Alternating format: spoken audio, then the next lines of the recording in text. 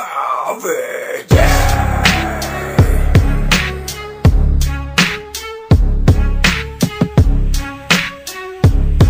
Cavite's finest. Ito ang istorya kung saan ako lumaki, sa makasaysayang bayan ng Cavite. Dito marami ang mga katulad ko, lahi matatapang at dugong matatalino. Ito ang istorya kung saan ako lumaki, sa makasaysayang bayan ng Cavite. Dito marami ang mga katulad ko, lahi matatapang at dugong matatalino. Veneta, Cavite, dito ako sinilang, dito nagsimula pangarap ko na mapabilang. Mga kwentong sinulat ay maging alamat at makilala ang boses sa dayuhang palapa. Bagamat ako'y di hamak na dukha at di mayaman, pero ang kasaysayan ay bakat na sa pangalan ko saan ating bandila ay unang tinaas at pinaglaban ng mga bayan hindi mapiglas. So sama-sama tayo magkakapit-kapit kamay, sarili wika na Tagalog ang gamit palabay, at ang gabay ko ay ang lapis na siyang gamit kong panulat. Sa kaprasong papel ang istorya pilit kong sinulat. Marami sa atin dito, tuluyan na kanino, gigisingin ko kayo sa aking mga bagong ulat. Asugat ay nagbilog, muli akong babangon. Cavite, Pilipinas, ito ang aking hamon.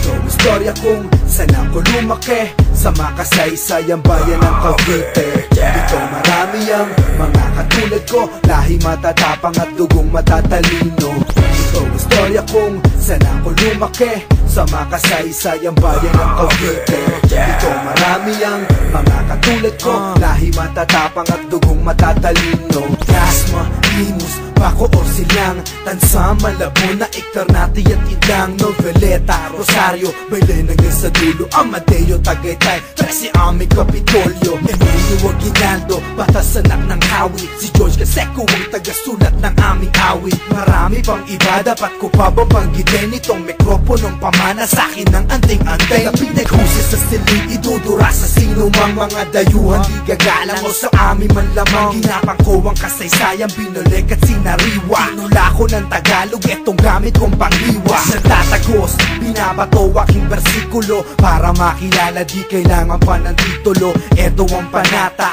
para sa aking bayan, Cavite, lalagyan ko na tong bagong kasaysayan. Ito ang istorya kung saan ako lumaki, sa makasaysayang bayan ng Cavite. Dito marami ang mga katulad ko, lahi matatapang at dugong matatalino. Ito ang istorya kung saan ako lumaki, sa makasaysayang bayan ng Cavite. Dito marami ang mga katulad ko, lahi matatapang at dugong matatalino.